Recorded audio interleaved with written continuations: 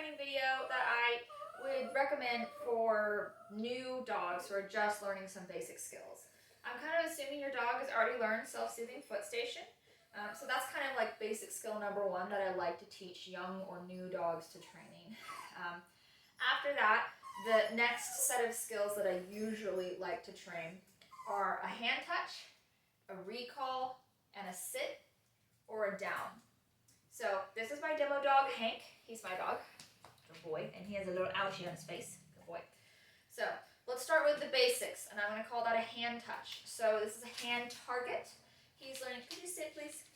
Thank you. He's going to put his nose to my left palm, and I'm going to feed food or treats out of my right hand. When he touches my palm, I'm going to mark it, yes, and reinforce out of my right hand. Later, I'm going to turn this into a secondary form of coming when called and a polite greeting. But for now, it's a really good warm-up skill that builds confidence, and it's just really fun. So, left palm out. Yes, treat. Yes, treat. Yes, treat. Yes, treat. When you start this, your dog will not automatically put their nose to your hand if your hand's all the way over here. Yes, that's only when they've mastered it. So when you start this skill, sit please. Good. You're going to put that hand really, yes, close to their face. Yes, and let them sniff it or accidentally bump your hand. Whatever you do, do not bop their nose. Do not help them by putting your hand in their face. That's not helpful, and that makes hand touch less likely to happen. So even if you get your hand this close to their nose and just wait for your dog to elect to touch your palm with his or her nose. So that's hand touch. Yes. No verbal commands. He's just making a choice. Yes. Good boy. The next one's going to be a recall. With recall training, meaning come to me, you first have to remember the rules for coming when called. Rule number one, do not call your dog if he or she is in trouble. If they're barking at the neighbor, they're eating poop, deer poop, do not call him or her to you. Go get them and bring them back inside. But don't ruin your relationship by calling him to you. Rule number two, do not call your dog if you cannot be equally as fun or preferably more fun than what the dog is currently doing. So if you cannot be more fun than barking at a squirrel, do not call your dog. Even if you have a cookie, it's not valuable, it's not equitable to what's going on. So if your dog's barking at the squirrel or playing chase, but you need him or her to come inside, even though you have a cookie, go get them. Later we can train a skill that means stop what you're doing, and that's really what you need. I don't need him to come to me, I need him to stop barking at the squirrel. But right now you have to fix the relationship. So those are the two rules, and the third one is do not call your dog to be put into their crate or to do something boring or something they simply do not want to do, even if they're not in trouble. If you know your dog does not want to go in the crate right now, but you got to go to the grocery store, it's not a good time to call, it's a good time to go get their hiney. Or train a word that means get in the crate, but it's not going to damage the relationship of coming when called. So, next you're going to have to pick your recall word.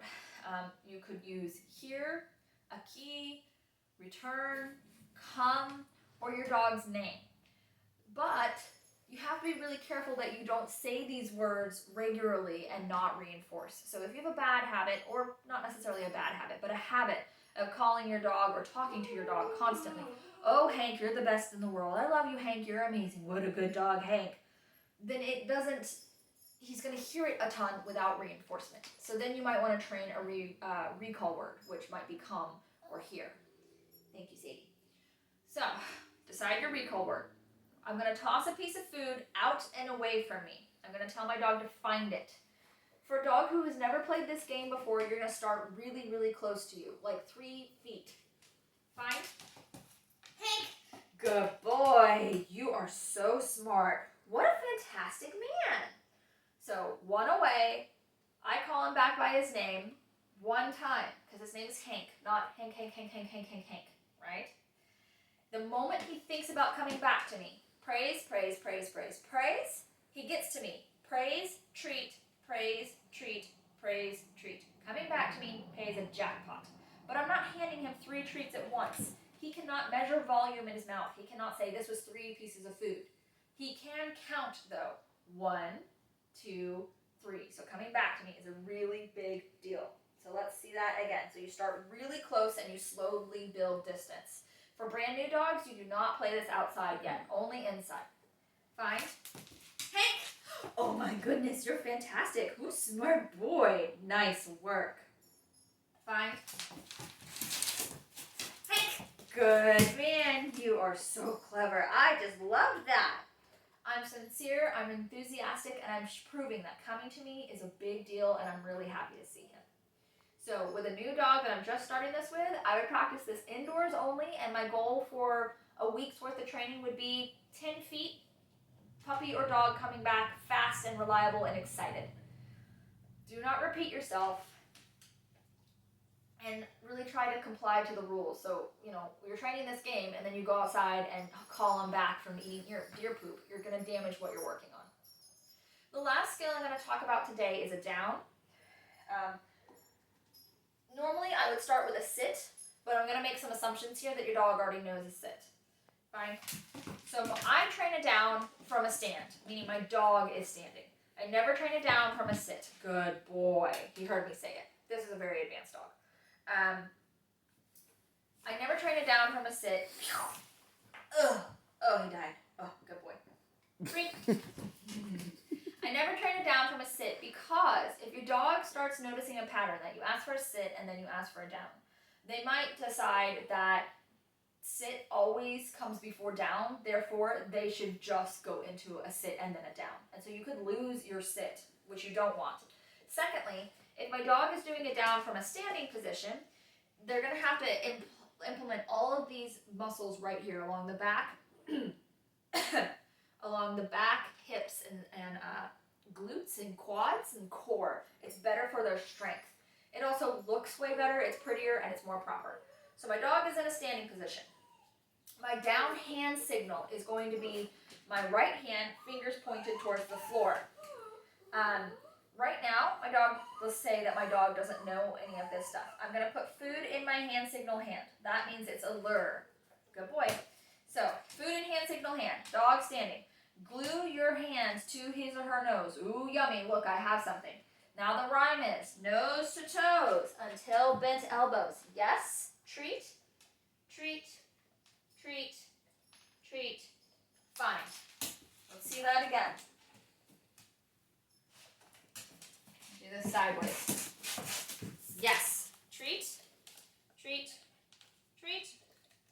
Fine. Yes. Treat, treat, treat. Fine.